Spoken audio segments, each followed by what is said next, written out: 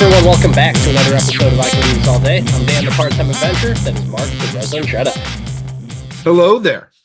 Today, we're going to talk about a movie that's a continuation of another movie, and there's a lot of slow-mo in this movie. Volume may not equal quality. Of course, we're talking about Rebel Moon, Scargiver. So we're watching this movie because there's just a podcast moral obligation. We saw the first one, tore it to shreds. The whole reason that we watched that one was the fact that we haven't done any sci-fi. And I was thinking, like, you know what? You've been watching a lot of Marvel stuff, some other comic book stuff, and some other movies that I had recommended. Let's try and get some sci-fi in there. And I think you might enjoy it because you occasionally like Zack Snyder stuff. And boy, was I incorrect on that one. Here we are with the sequel. It couldn't get much worse, could it? Maybe. Oh, maybe that's a good question. That's a good question.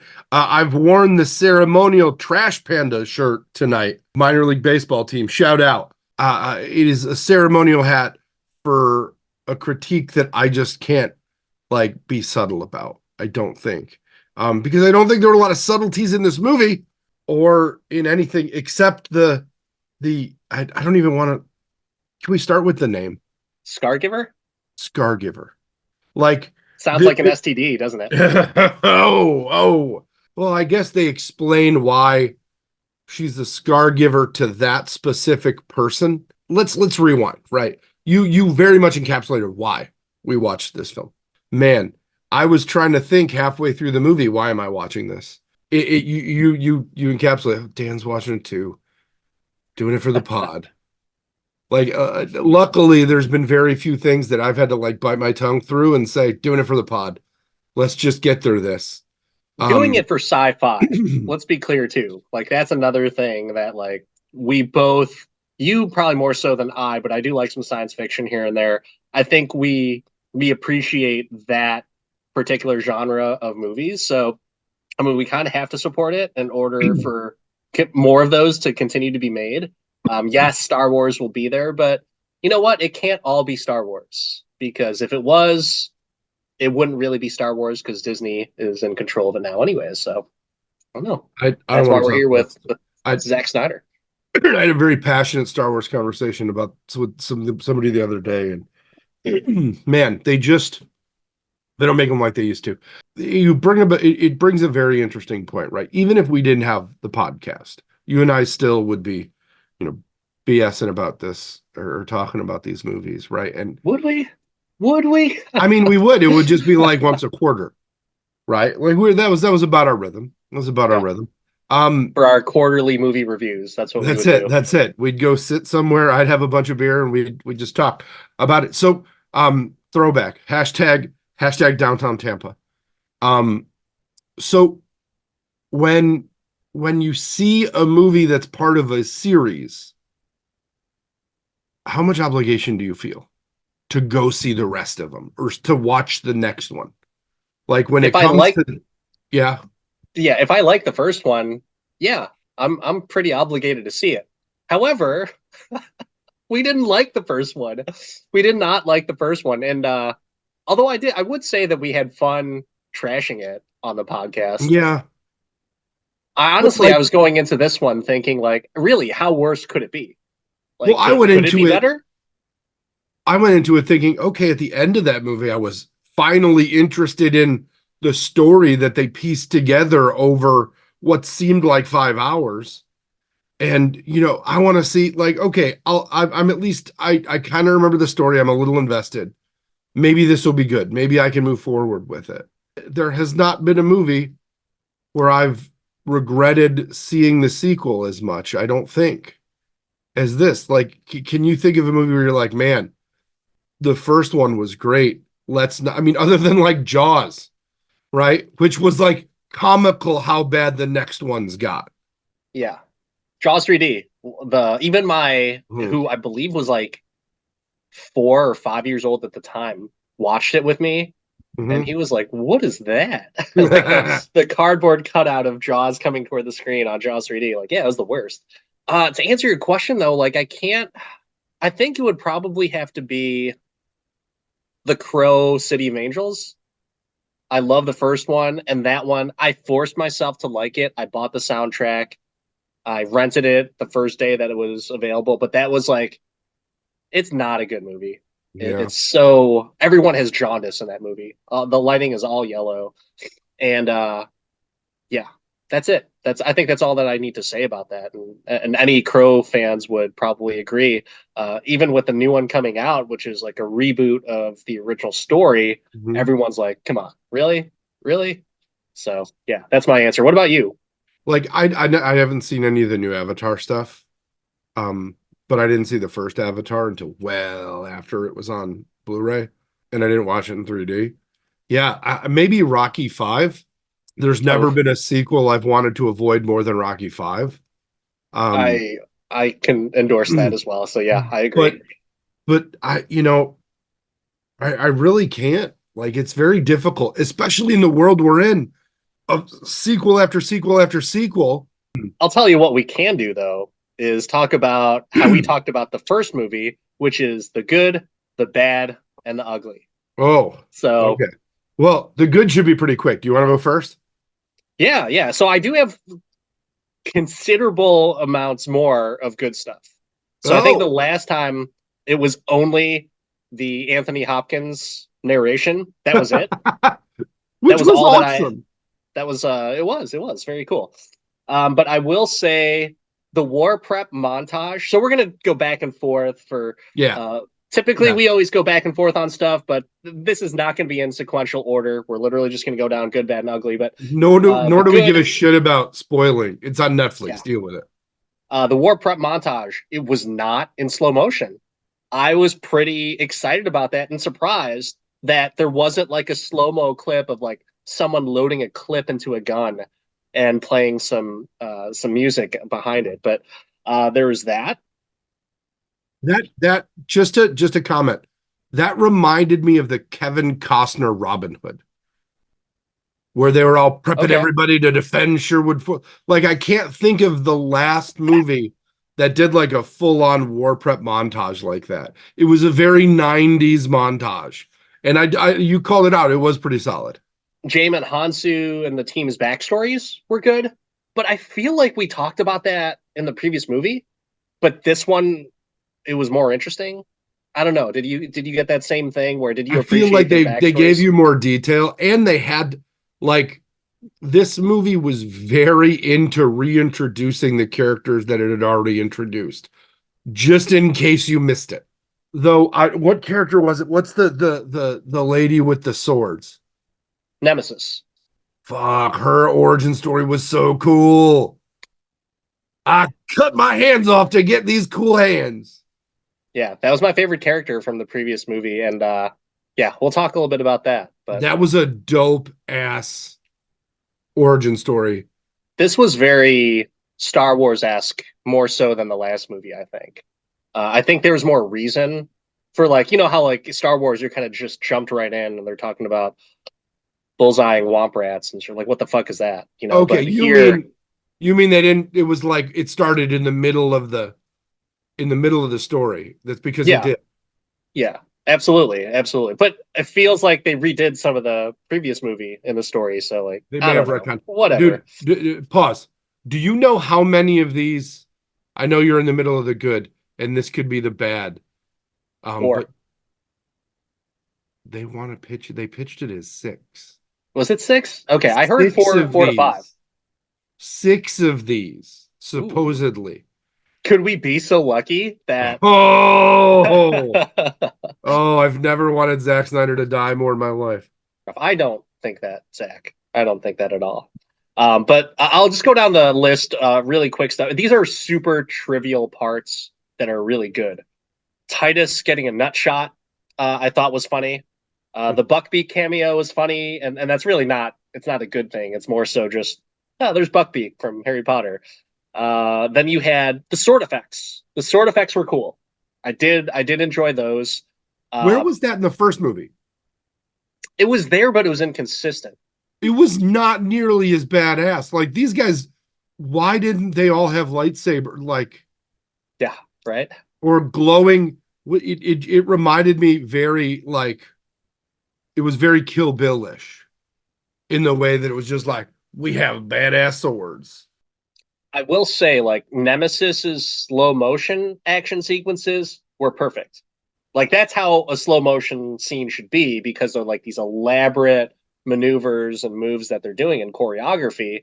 That this is where slow motion is beneficial for a viewer because they get to appreciate, oh, here's the stuntmen and the action sequences, and if there is CGI in there, fine, albeit, but at the same time, it was cool to dive deeper into the action. So I was cool with that.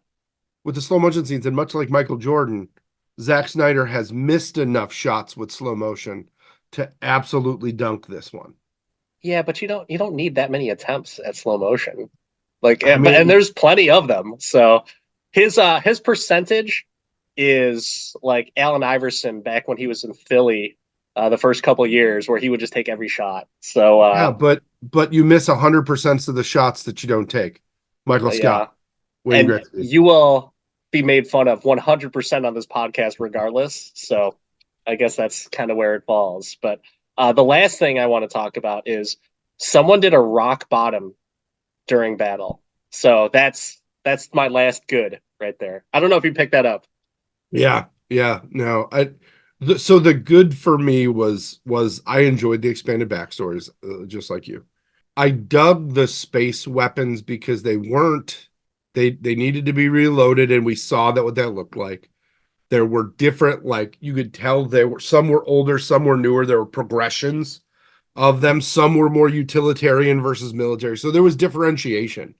I thought that was really cool. But they all were some level of like plasma blaster or something.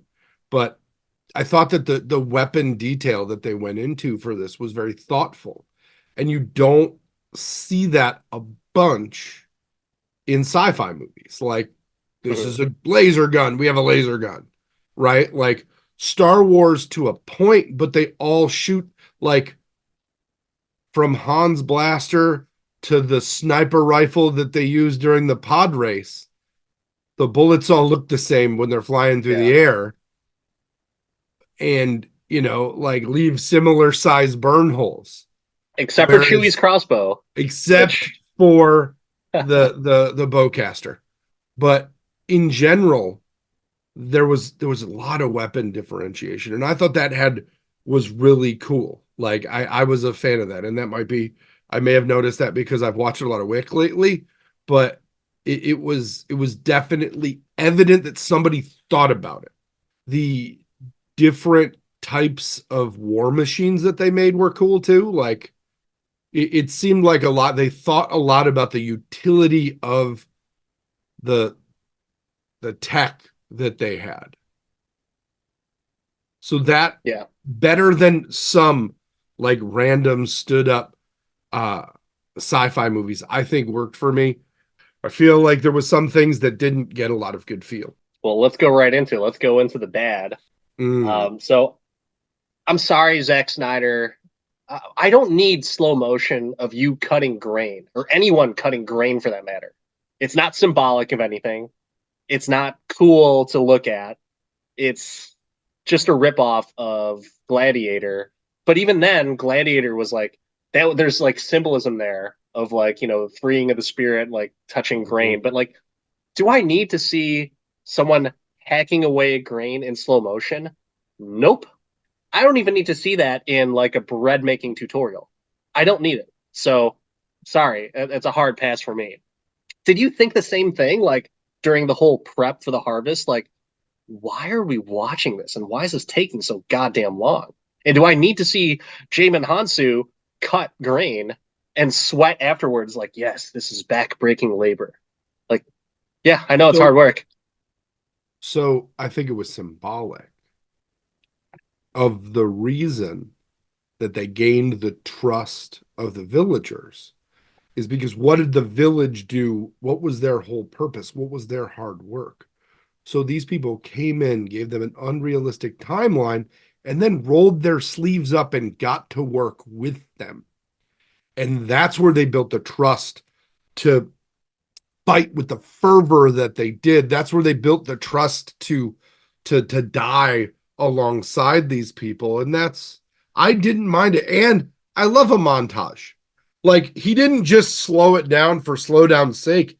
He slowed it to give you almost panel visuals as they were moving through it. I didn't mind it.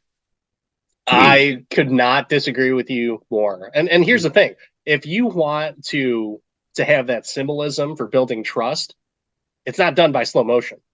You just said there's like a matter of urgency here that we need to turn this crop over fast. And you know how the best way to do that is? Do it in slow motion, baby. Like, no, that's fucking bananas. That doesn't make any sense whatsoever. You fucking do it like everyone, it's just like quick cuts, montage. I'll give you your montage. I like a good montage as well. Quick cuts of people hacking away at shit at normal speed, if not faster. Not slow mo, because like there's urgency to do all this stuff. It looked like they did all of that for one day, and it was like super, super slow. And so that's where I disagree with you. So I also think that there's a certain level of calm that comes with working the land as opposed to the franticness of battle. So it created differentiation in the action scenes. I actually didn't mind it at all. Like, I thought the tone change was necessary, or not necessary, but I thought it worked for the movie, right? Like, you're not hacking. It's just like smooth and fluid and with the earth. And then franticness for the battle. I Yeah, thought it created differentiation for me. So from a cinematic perspective, it did not frustrate me nearly as much as half the Snyder cut. it's interesting that you say that though, because it's like this whole idea of this movie is based on like we're on a timeline, and it's like the 2 minute warning. We need to get all the shit done. I would have preferred a frantic pace all throughout, and then the calm before the storm, where they do like Jamin Hansu has like the little party, and it was very reminiscent of like Matrix Reloaded, to where like this is probably gonna be the last time that we all have dinner together, but everyone enjoy. The only line that I was missing from that is they said it in the first one where it's like go and let us fuck, like that's the only thing that was missing that was comedic and Mhm. rightfully so left out of this movie. But I don't know. I like that type of pacing, and or just slow it down for like all the backstory, which they did a little bit. Cutting grain, sorry man. If I see cutting grain in slow mo, unless you are really talking about America's heartland and how wheat is such an important cash crop for them, I could do without it. What other bad stuff do you have? The fucking royal family. Like, I wanted to kill them because they were like, who who is the I don't even know who the actor was. I didn't even look it up because he was just terrible. There was no regalness to that at all.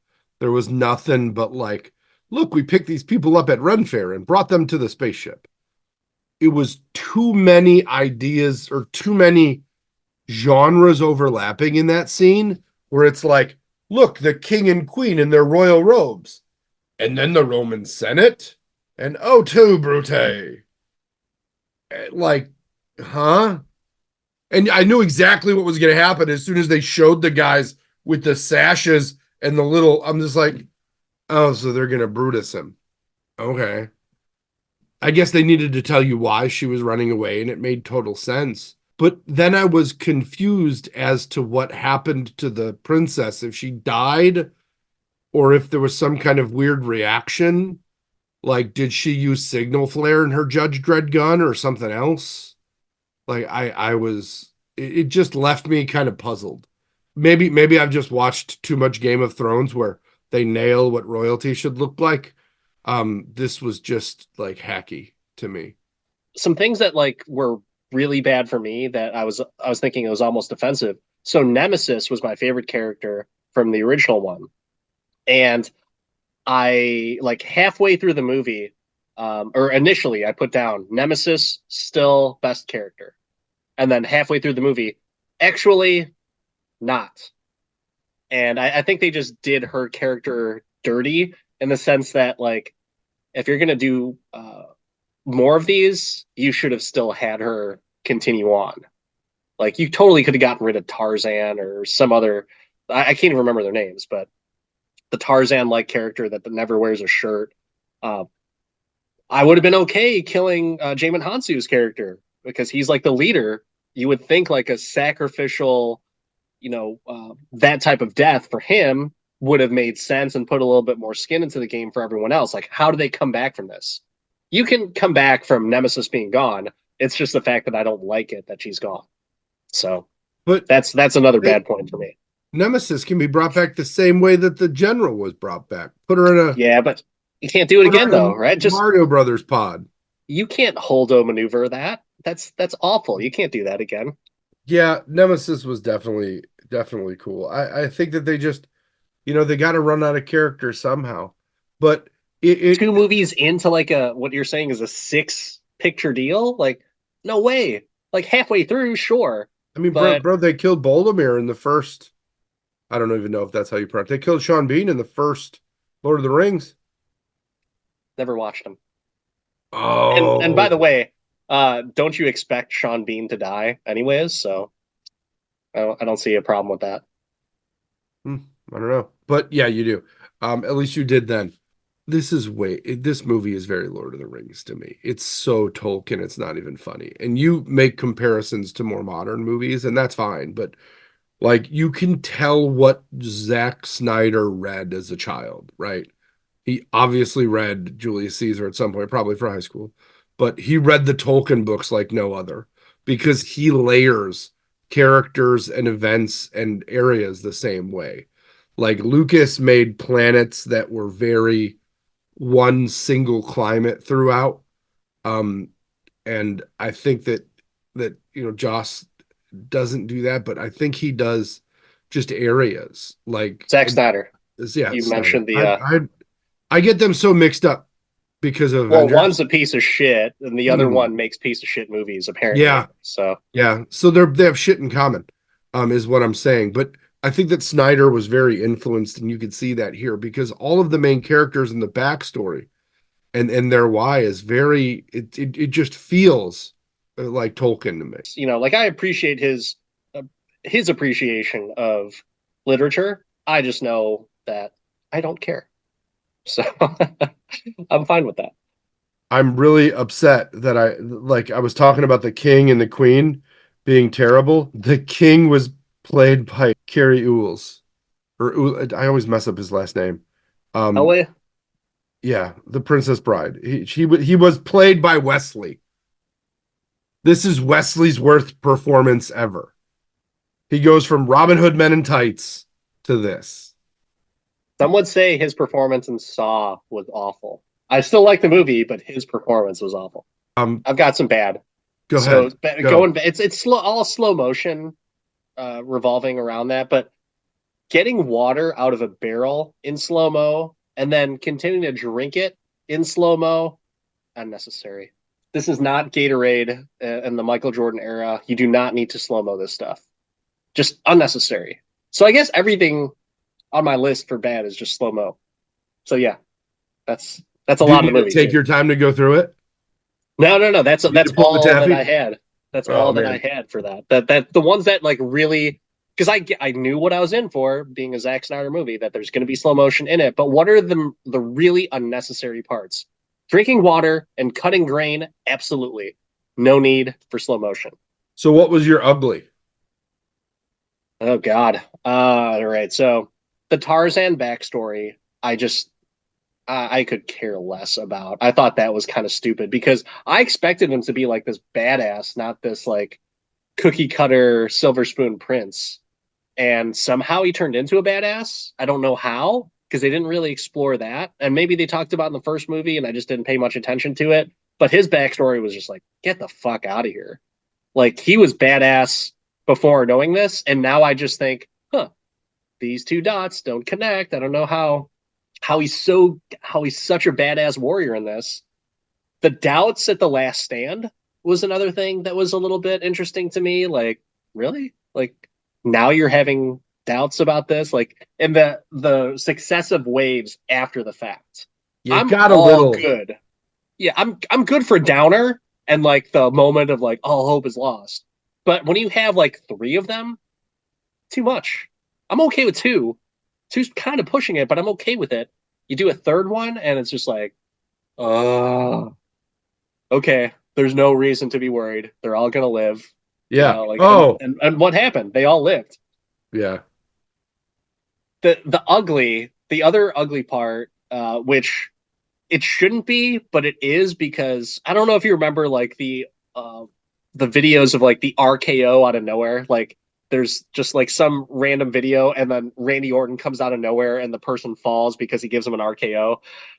So that's what I thought when Anthony Hopkins, the C3PO Jungle Cruise version of him, just came out of nowhere, Yeah. and him saying that like you're all going to die, and then like jets, and then he comes back and fights. At no point did I think that like that's believable at all. So that definitely lands on my ugly list. I like that character, but that was just like convenient writing. Send in the android or cyborg or whatever he is to save the day, and he whoops the shit out of everybody.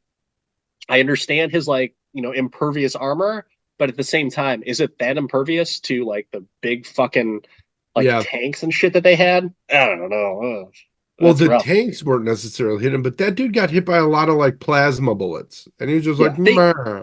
they did fuck around with that in the previous one though, where it's like they just started shooting him for no reason, just for fun. Yeah. And it's like, oh yeah, he's there, and like he didn't do anything. But now all of a sudden in his programming, it decides to flip a switch, and he decides to have a conscience and mow down like armies of people single handedly. I don't know. Ugly, ugly. Yeah. No, the ugly for me was Ed Skren. Is that how you say his last name? Scrine, but yeah, close enough. Yeah. I won't hold Whatever. that against you. I just like couldn't he have stayed dead? Like terrible in the first movie, worse in the second movie. He's a good dickhead. Like you want, and I mean that literally and figuratively, Yeah, because his with haircut, his haircut. Yeah, no. haircut's the worst, man. Oh, I one of my first notes on the movie was like, forgot about his stupid haircut, yeah, and his circumcised trim. I'm good with his acting and his ability to portray like God, I really fucking hate that guy.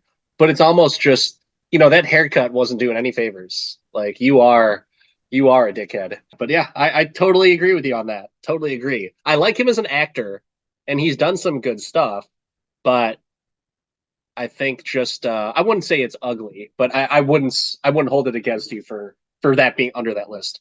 This guy was dead and brought back to life, and you ripped off every other fucking sci-fi movie, and you couldn't implant a goddamn thing in this guy, right? One, the lady cut her phone fucking arms to make her shit better, but he couldn't get that. Couldn't get a special anything. He got a really weird shaving mark on his chest. Like, that's what he got.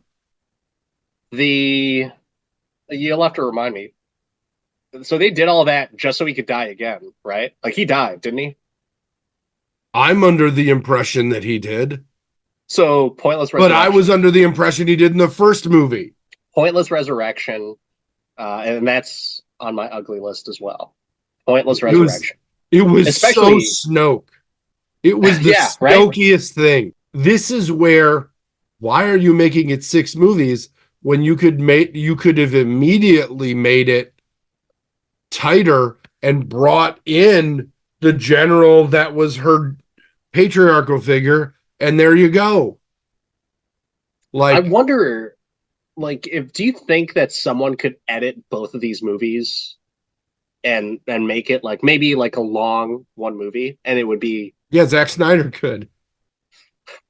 I don't know. He can't. That's already his edit. If anything, he's only going to make it longer. So, internet, if there's someone out there that just wants to take on an amazing task of cutting down a Zack Snyder movie and making it, two into like one solid movie, I would be interested to see that. I would be more interested in seeing that than it would be for the rest of the sequels. I mean, the last time that was really effective I don't know if you've seen them. There are recuts of the prequels that take about half an hour out of each movie, and take out the midichlorian talk and take out some of the crap and the Jar Jar scenes, and they are tight. So I think that's a really great idea. Is to I mean, everybody that's got a MacBook can basically do it. You just If you're pull out looking to scene. bust into Hollywood, That's that's it. you're welcome. You're welcome for that idea. Mm, So mm. you're guaranteed work after doing that. I guarantee it. But yeah, the CP or C3PO out of nowhere was that, and the dickhead was my ugly. That's the last on my list. I was trying to figure out why were they dumb enough to believe a smoke grenade damaged the ship? Like, oh, and how long was that smoke grenade lasting? But they're like, oh, the ship's damaged. There's a smoke grenade. And Okay, I'm okay with that. That they was said they had a whole crew of people that were on board. There were two people. Like, how dumb were these medics?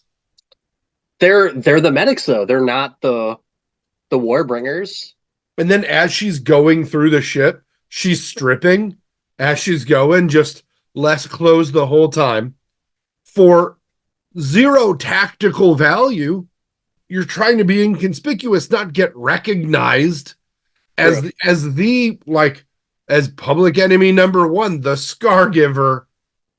It's like, yep, I'm just chilling here in my lady's tank top and my awesome buzz cut kid and play Yeah. style. Let's go.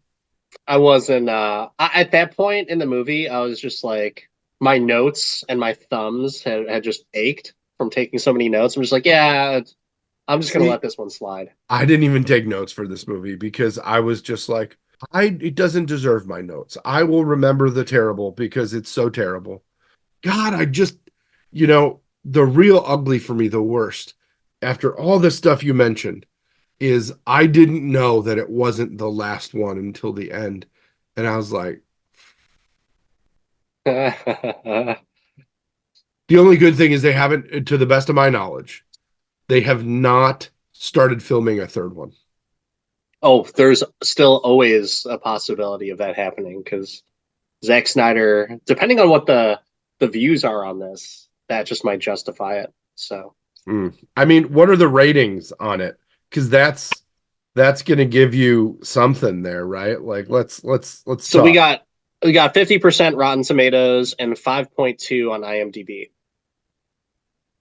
How is it so high? I don't disagree with the ratings. I thought it was better than the first one, but yeah, I don't think it's the worst movie we've ever watched. So I think Mm, we're okay. that's surprisingly high for me. I had the original ones up as well, but I can't. Oh, it's 5.6 IMDb, 21% on Rotten Tomatoes. I disagree with those because I think, at least IMDb, because I think it should be lower. This one, I think they hit it right on the head. Mm. 21% was generous for the first one, I think, for Rotten Tomatoes. Oh, something I forgot to mention that really took me out of the movie was the music. The music bothered me because, like, the music itself was good. I might even say it was great, but then you throw in the singing into it. I was like, Yeah. why? Like that totally took me out of the depth of whatever scene that they were playing music in because I was like, okay, I'm good. The music sounds cool. It's somber. It's and then you have like the person singing, and I was just like, this isn't a fucking Baz Luhrmann music video. Like this should just be the the strings playing in the background. You're facing certain doom. I don't need someone singing about it. I don't know. I think it's almost as out of Tolkien. place as you could have put in like a fucking AC/DC song in here, and I would have thought that might have fit better than the Mm. somber music with the lyricist in the background.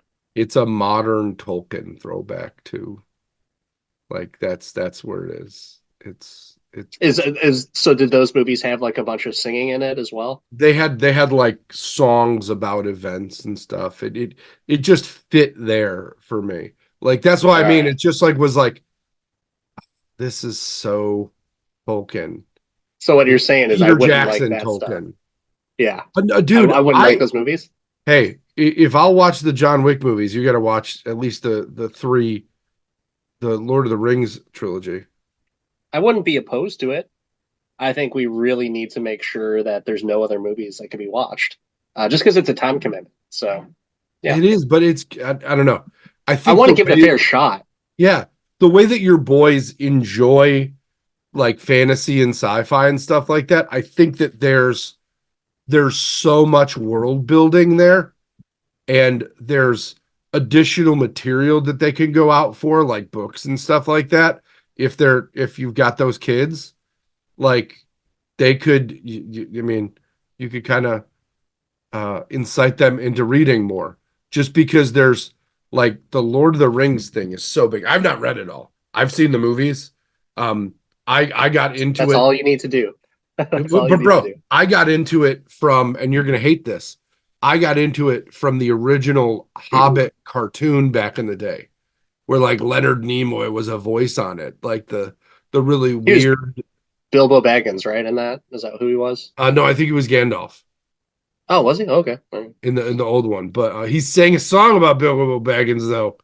So closing this up, what do you think about Rebel Moon, both the first movie and this movie? Is it a ripoff or is it an homage to Tolkien and other movies? It's an homage, but I've never seen like I've read so many comic books that I've wanted to be movies. I've never seen a movie that I'm like, this would be such a better. Do you think that there's a fine line between ripoff and homage? Is it really just if we like it, it's an homage. If we don't like it, it's a ripoff? No, because I think that it's got to carry a certain level of respect, right? Like, I don't think anything that was put into this movie came from a place of I can't solve it, I'll use this. It came from I love this so much, I'm going to include it into my writing. I'm going to do all of these things. Like, I think that a lot of these modern directors have taken in so much from other really great creative sources that it's just, they want to, they're like, oh, I'd love to put my spin on that and my spin on this. And that to me, being able to control that urge was the reason that the first large chunk of Marvel was so successful, because Feige controlled the urge so much to just to make it simple and keep it simple and step by step to get to the Infinity series. But man, it's I feel like they're pulling just too much out and too many different variables. It's not off the rails, but it's not precision. To your point, you take 30 minutes at least out of each one of these movies and they're better. And I think that, you know, I want you to answer the ripoff versus homage question, but I also want you to answer a side question about that. Is streaming becoming a problem in that, in digital as a medium becoming a problem because you can shoot as much as you want? And if you're putting it on streaming, you don't have to worry about how many plays it gets in a theater in a day. You get unlimited plays, as many as people will watch. So movies are not as tight because they don't have to be for monetary reasons. Homage or ripoff, I would say it's definitely homage, but I wouldn't argue the fact that if we didn't like something or if someone didn't like something, they would just say like this is a ripoff of whatever. I totally Yeah. understand that. Do I think Zack Snyder is just like, oh, ooh, I don't think anyone reads stuff anymore, so I'm just gonna totally lift something from J.R.R. Tolkien? Like, no, I don't think that's it at all. So Zack Snyder, I know you're listening because why wouldn't you be listening? Who else Friend of reviewed the your movie? podcast. Exactly. So we're But one of the he, few hundreds of that have probably reviewed this movie. But I mean, yeah. the really interesting thing about Zack Snyder listening to our podcast is he listens to it at half speed. So our voices are really deep and the podcast is long. So he's gonna really hate this moment of the podcast. But to go back to your is streaming a problem? I don't think it's a problem. It does create more opportunity for people to distribute their work. So I don't do I wish there were more blockbuster movies that are like, oh, I need to go see this in a movie theater? Sure. But also I really enjoy getting takeout and sitting around watching a movie, like a new one each night, maybe sometimes multiple throughout the day. I'm okay with that. So I think I'm a little bit more of the more opportunity is better for the people out there. And for someone who, we do a podcast and we do appreciate the multiple views and whichever or listens on whatever medium, I think it's just part of the way that business is done now. And Hollywood just needs to adapt. And I think we've adapted as viewers because, yes, there are people that'll collect physical media and maybe they won't do streaming and they just, they'll buy a movie or whatever. But availability for that stuff is becoming a little bit more than less than frequent. So I don't know. I don't have an issue with it. We'll see what happens in the next 10 to 15 years. I just wish that stuff was tighter. I think that you give some of these you give directors with big names or properties with big names a little bit too much rope. And I don't think that just hits movies.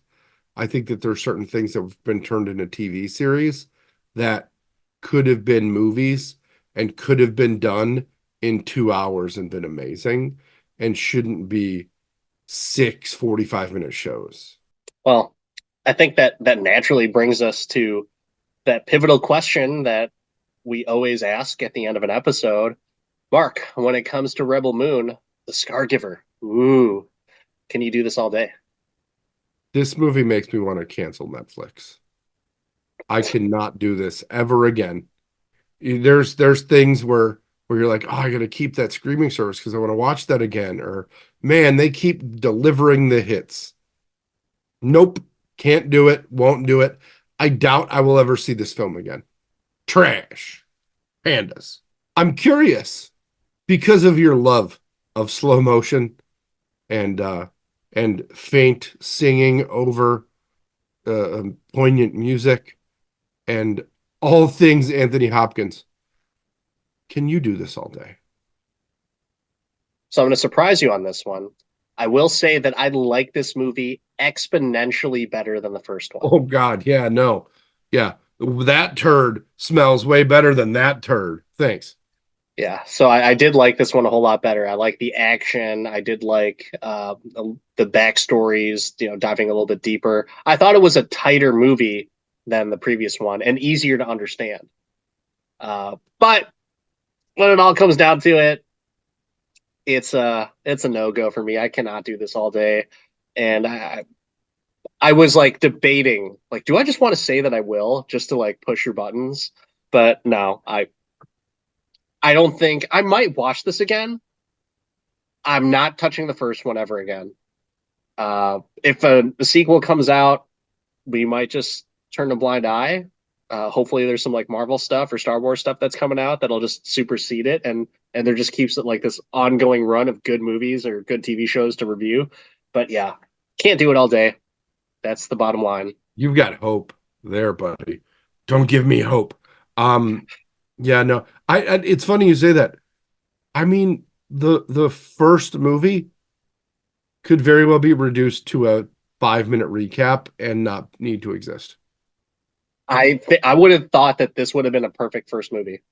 Yeah, Not yeah. knowing where anyone came from, but then there's like a backstory montage of stuff. Cool. All right. I So mean, this group of Lucas people proved got you could together. do it. Yeah. Yeah. Even like the Magnificent Seven did it. And Antoine Fuqua's remake of it did it. I'll watch that any day of the week. This one, I'll watch it once every fortnight. And I don't even mean that. Like once every 1,000 years, maybe. Yeah, I was like, Fortnite, you're gonna watch it a I lot, the buddy. only reason I said Fortnite is because my wife was talking. I guess there's like a Taylor Swift song where she says Fortnite, and I'm just like, who the fuck says that? Like, no one talks that way anymore. But yeah, Nope, can't do it all day. Won't even do it in 1,000 fortnights. Not going to do it. Well, I mean, there is one thing that we need somebody to do all day, and that's end this podcast. I want to thank all of you for listening. And thank you for all those that are chiming in on the socials. We appreciate it. We'll continue to banter back and forth with you.